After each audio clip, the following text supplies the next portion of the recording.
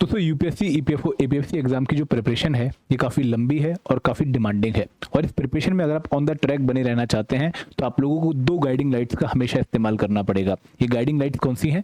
पहली guiding light है कि भाई आप लोगों को सिलेबस की बहुत अच्छी जानकारी होनी चाहिए ताकि आपको पता हो कि आपको एग्जाम के लिए क्या पढ़ना है। और दूसरी बात कि आपको पीवाईक्यूज की बहुत अच्छी एनालिसिस होनी चाहिए ताकि आपको ये भी पता हो कि भाई कौन सा टॉपिक कितना पढ़ना है। तो यहाँ पर इस वीडियो में मैं आप लोगों को डिकोडेड सिलेबस बताने वाला हूँ फॉर एपीएफसी एग्जामिनेशन, ताकि आप लोगों के पास क्लैरिटी हो कि भाई मुझे कौन से कंपोनेंट में कौन कौन से टॉपिक्स को कवर करना है।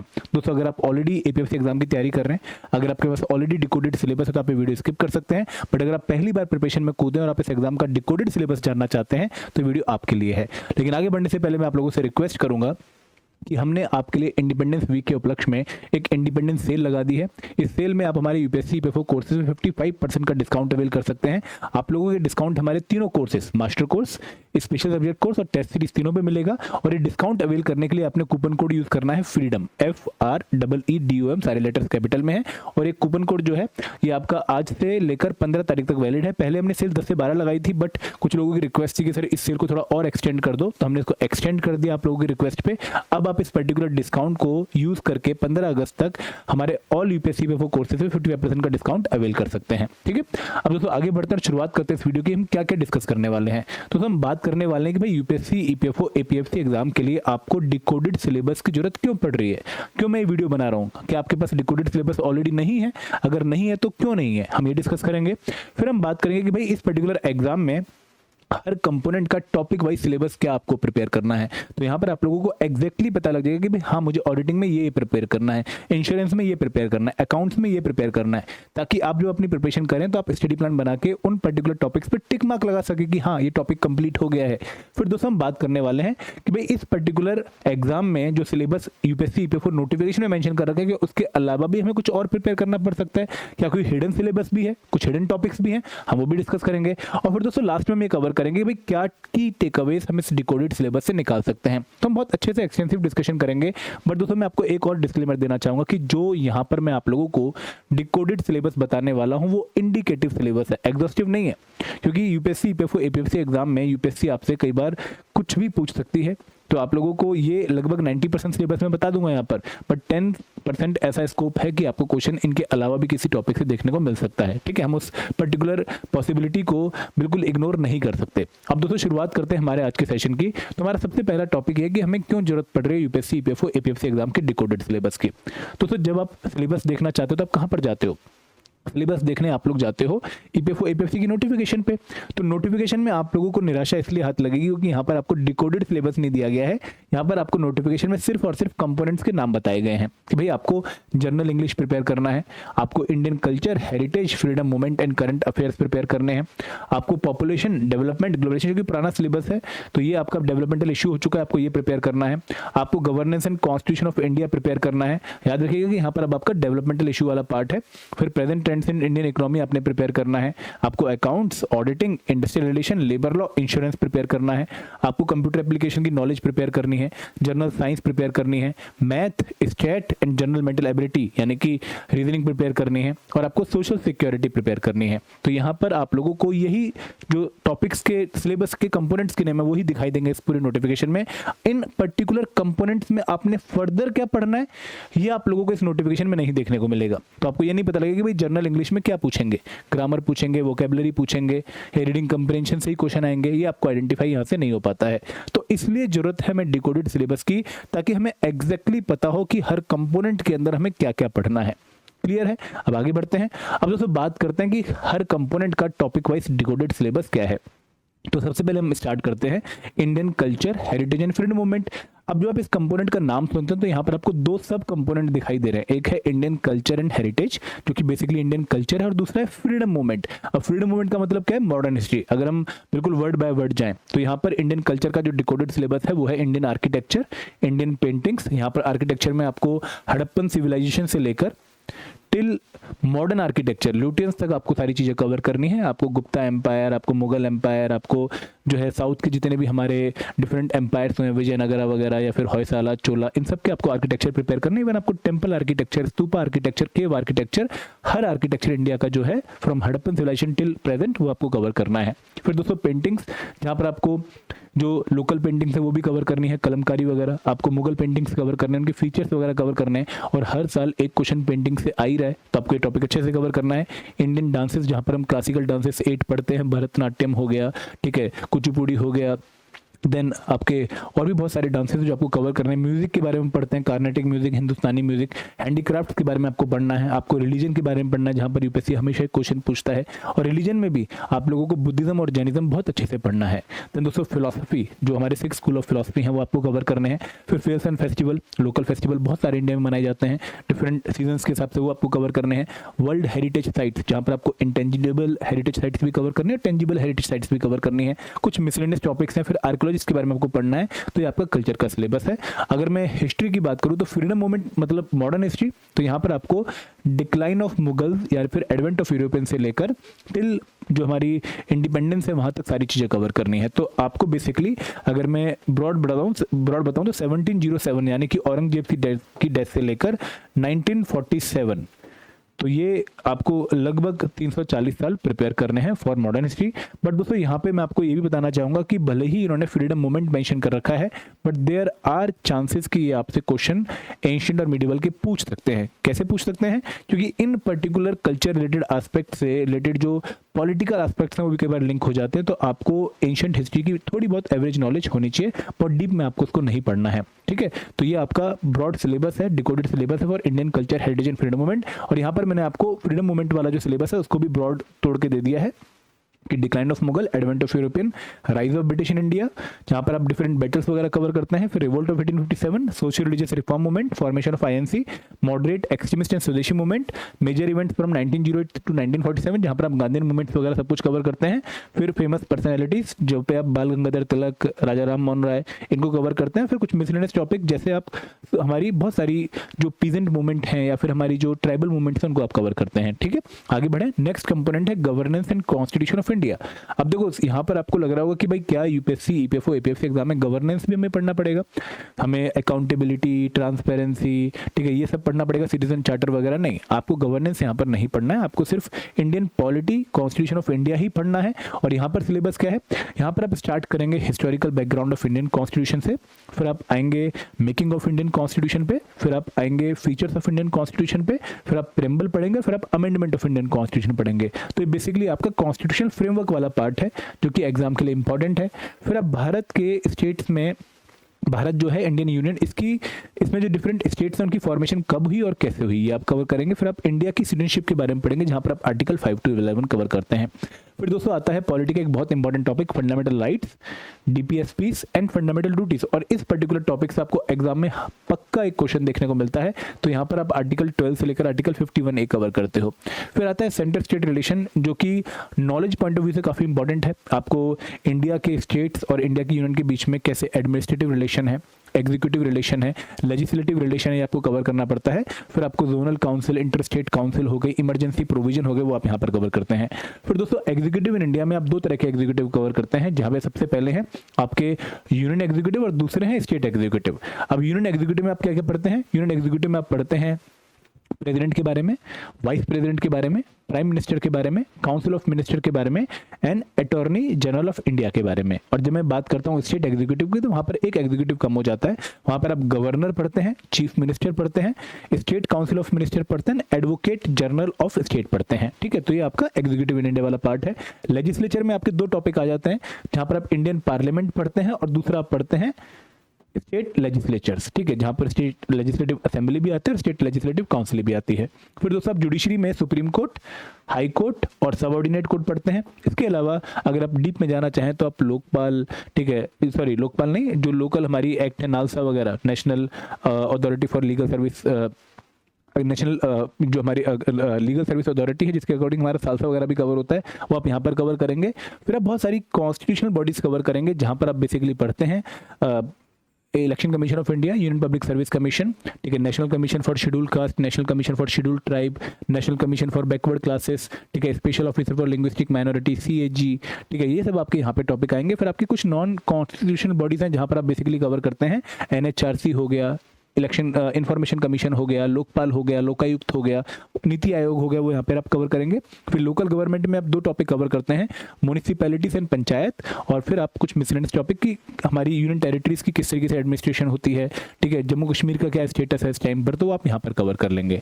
तो ये आपका बेसिकली पॉलिटी का डिकोडेड सिलेबस है। आगे बढ़ के अगर हम बात करें इंडियन इकोनॉमी और डेवलपमेंटल इश्यूज और इंश्योरेंस की, तो यहाँ पर इंडियन इकोनॉमी में आपका टिपिकल सिलेबस क्या है कि आपको स्टार्ट करना पड़ेगा डिमांड एंड सप्लाई से। आपको समझना पड़ेगा कि डिमांड क्या होता है, सप्लाई क्या होता है।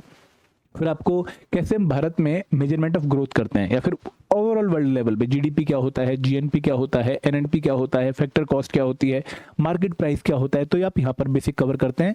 फिर इंडिया की मॉनेटरी पॉलिसी जो कि बहुत इंपॉर्टेंट टॉपिक है, जहाँ पर इन्फ्लेशन भी इंक्लूड होगा। फिर फिस्कल पॉलिसी, फिर बैलेंस ऑफ पेमेंट, और जो हमारे LPG रिफॉर्म 1991 के बाद आए थे वो आप कवर करेंगे। इंडिया की इकोनॉमिक हिस्ट्री आफ्टर इंडिपेंडेंस आप कवर करते हैं, यहाँ पर आप 5 ईयर प्लान वगैरह भी पढ़ते हैं। फिर poverty alleviation and employment generation के रिगार्डिंग इंडियन गवर्नमेंट ने टाइम टू टाइम क्या स्टेप्स लिए वो आप यहाँ पर कवर करेंगे। फिर इंटरनेशनल इकोनॉमिक इंस्टीट्यूशंस में आप वर्ल्ड बैंक, IMF और आप कवर करते हैं, और WTO। फिर दोस्तों इंडिया की इंडस्ट्रियल एंड लेबर पॉलिसीज क्या हैं, कब कब इनमें चेंज है, और लास्ट में टॉपिक कवर करते हैं फाइनेंस कमीशन जो कि पॉलिटी से ओवरलैप करता है।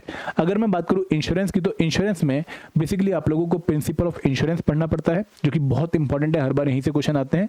इंडिया में इंश्योरेंस की हिस्ट्री क्या रही है, कौन कौन से इंश्योरेंस के टाइप इंडिया में है, और कौन कौन सी टर्म्स हैं जो इंश्योरेंस से रिलेट करते हैं।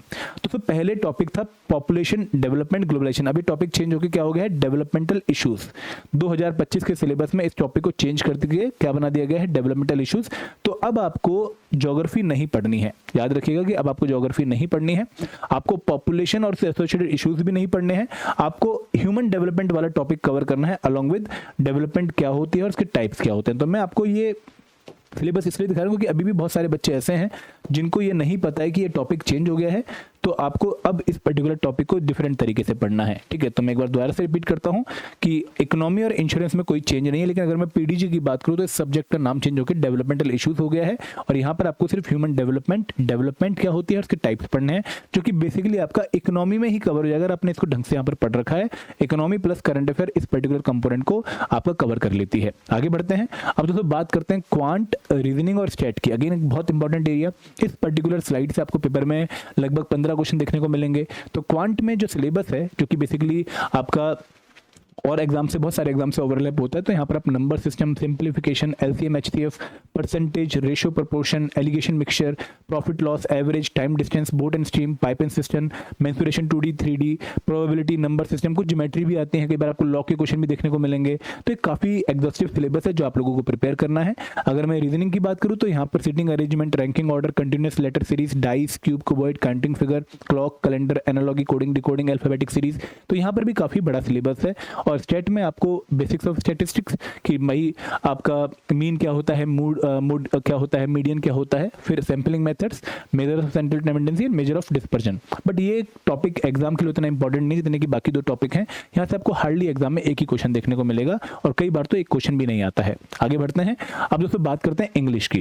देखो इंग्लिश में आप लोगों को ग्रामर भी प्रिपेयर करनी है और आप लोगों को वोकेबुलरी भी प्रिपेयर करनी है। बट अगर मैं थोड़ा ब्रॉड बताऊं तो आप लोगों को अगर ये टॉपिक आप प्रिपेयर कर लेते हैं तो एग्जाम की रिक्वायरमेंट आप मीट कर सकते हैं, जहां पर reading comprehension, synonym, antonym, idiom phrases, one word substitution and complex proposition and preposition पे आपका स्पेशल फोकस होना चाहिए, क्योंकि ये आपके एग्जाम के लिए बहुत इंपॉर्टेंट टॉपिक है। और दोस्तों अगर मैं कंप्यूटर अवेयरनेस की बात करूं तो अगेन यहाँ पर आप लोगों को पढ़ना पड़ेगा, क्योंकि इस पर्टिकुलर कंपोनेंट से एग्जाम में अराउंड 5 से 10 क्वेश्चन आएंगे, यहाँ से 20 क्वेश्चन आएंगे, तो लगभग 25 क्वेश्चन की स्लाइड है। तो यहाँ पर इंट्रोडक्शन टू कंप्यूटर की, कंप्यूटर होते क्या है, उनकी ऑर्गेनाइजेशन कैसे होती है, डाटा प्रोसेसिंग साइकिल क्या होती है, मेमोरी की ऑर्गेनाइजेशन क्या होती है, सॉफ्टवेयर हार्डवेयर के बारे में पढ़ना पड़ेगा, ऑपरेटिंग सिस्टम के बारे में पढ़ना पड़ेगा, computer network and data communication के बारे में पढ़ना पड़ेगा, डाटा रिप्रेजेंटेशन बहुत इंपॉर्टेंट है topic, Microsoft office database management system again बहुत इंपॉर्टेंट है, और दोस्तों आपसे कंप्यूटर में हर बार टफ क्वेश्चन पूछे जा रहे हैं, तो आपको इसका लेवल पढ़ना पढ़ के इंक्रीज ही करना पड़ेगा।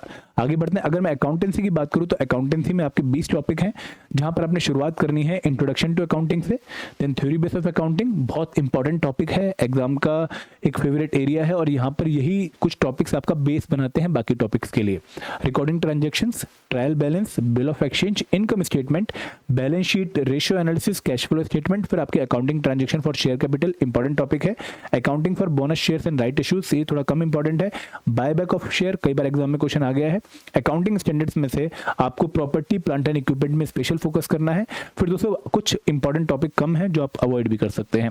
अगर मैं बात करूं ऑडिटिंग की, तो ऑडिटिंग में nature, objective and scope of auditing, classification of audit, audit की स्ट्रेटेजी क्या होती है, ऑडिट की प्लानिंग कैसे करते हैं, ऑडिट का प्रोग्राम कैसे बनता है, risk assessment and internal control audit में कैसे करते हैं, audit evidence, audit of item, audit documentation, completion review and audit report. ये 9 टॉपिक आप लोगों को ऑडिटिंग में प्रिपेयर करने पड़ते हैं और ऑडिटिंग से एग्जाम में 3 क्वेश्चन आते हैं और यहाँ पर अकाउंट से आपके एग्जाम में अराउंड 10 क्वेश्चन आते हैं।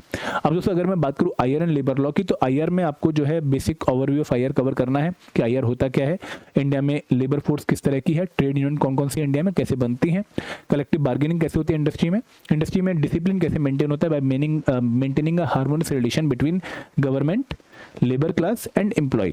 फिर आप सेटलमेंट ऑफ इंडस्ट्रियल डिस्प्यूट कैसे करते हैं, इंडस्ट्री में कौन कौन से कॉन्फ्लिक्ट आते हैं, लेबर का वेलफेयर, उनको वेजेस कैसे देते हैं, वर्कर की पार्टिसिपेशन मैनेजमेंट में कैसे इंश्योर करते हैं, फिर इंडिया ने कौन कौन सी आईएलओ की कन्वेंशन साइन कर रखी है, ये सब आप पढ़ते हैं आईआर में। और लेबर लॉ में आपको पहले तो लेबर कोड पढ़ने हैं, 4 लेबर कोड हमारे हैं, code on social security, code on wages, industrial relation code, occupational safety and working condition code.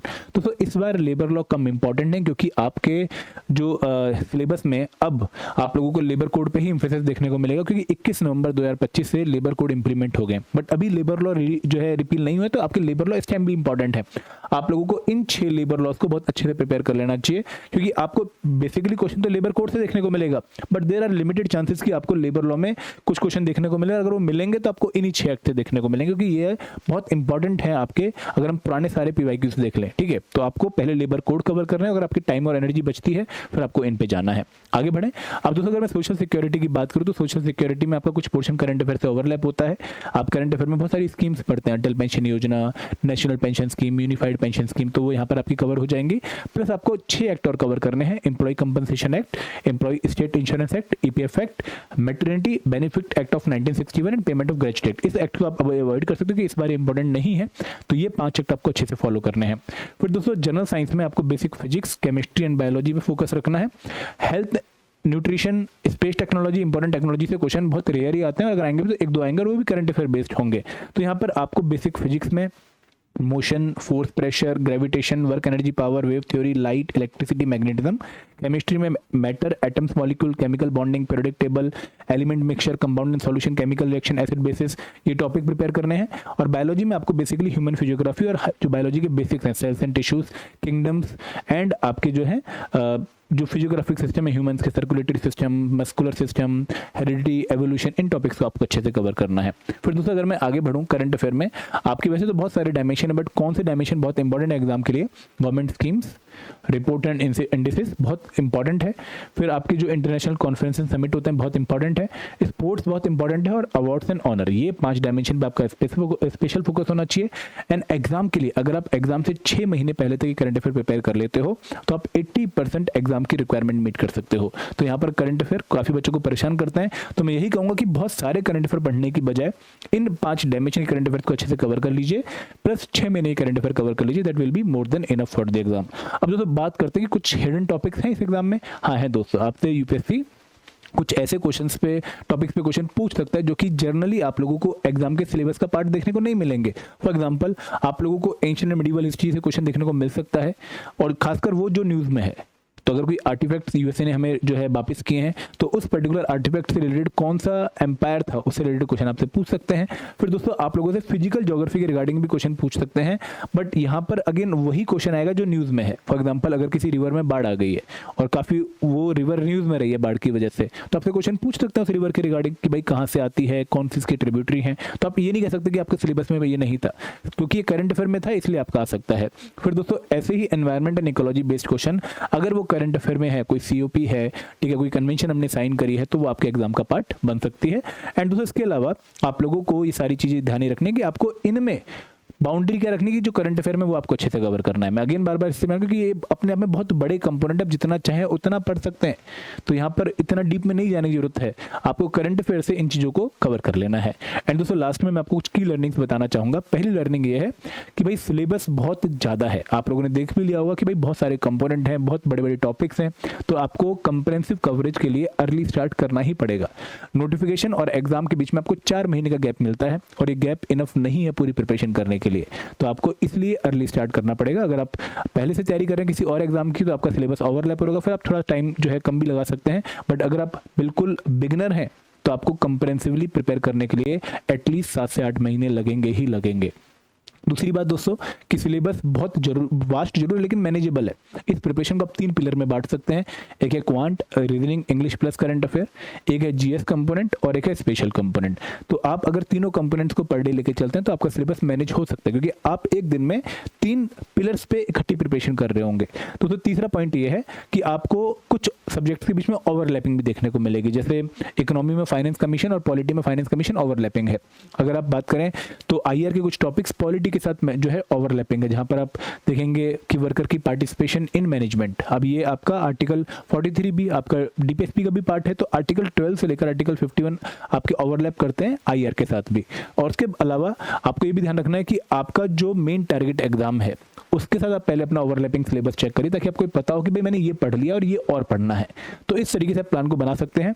And दोस्तों last but not the least, flexible approach रखिएगा, क्योंकि प्री डिफाइंड माइंडसेट लेके exam में मत जाइएगा, क्योंकि UPSC आपको काफी अनप्रेडिक्टेबल देखने को मिलेगा। अगर आप पहले से कोई असम्पशन बना के जा रहे हैं तो आपको UPSC वहां पे निराश कर सकता है। तो इस तरीके से आप अपनी प्रिपरेशन को जो है अप्रोच कर सकते हैं। हमने इस सिलेबस को कवर करने के लिए आपके लिए 3 कोर्सेज लॉन्च कर रखे हैं। एक कोर्स टेस्ट सीरीज, अगर आपने पूरा सिलेबस अपने एंड पे प्रिपेयर कर लिया है, आप प्रैक्टिस कर सकते हैं वास्ट सिलेबस की। अगर आपको लगता है कि मेरे पास ऑलरेडी सिविल सर्विसेज की तैयारी में GS कंपोनेंट का सिलेबस है, पॉलिटी का है, हिस्ट्री का है, साइंस का है, इकोनॉमी का है, लेकिन special components IR and labour law, social security, accountancy, auditing, insurance, इनका मेरे पास सिलेबस नहीं है, तो आप इस कोर्स का पार्ट बन सकते हैं। और अगर आपको लगता है कि नहीं मैं बिगिनर हूं सर, मुझे सभी कंपोनेंट का सिलेबस कवर करना है लेकिन मेरे पास एक सोर्स होना चाहिए, तो ये आपके लिए सॉल्यूशन है। और दोस्तों यहाँ पर इंडिपेंडेंस सेल के उपलक्ष्य में आप इन कोर्सेज में 55% का डिस्काउंट अवेल कर सकते हैं using the coupon code freedom, जिसका लिंक आपको वीडियो के डिस्क्रिप्शन में मिल जाएगा। तो this is all from my side. Thank you very much. जय हिंद, जय भारत।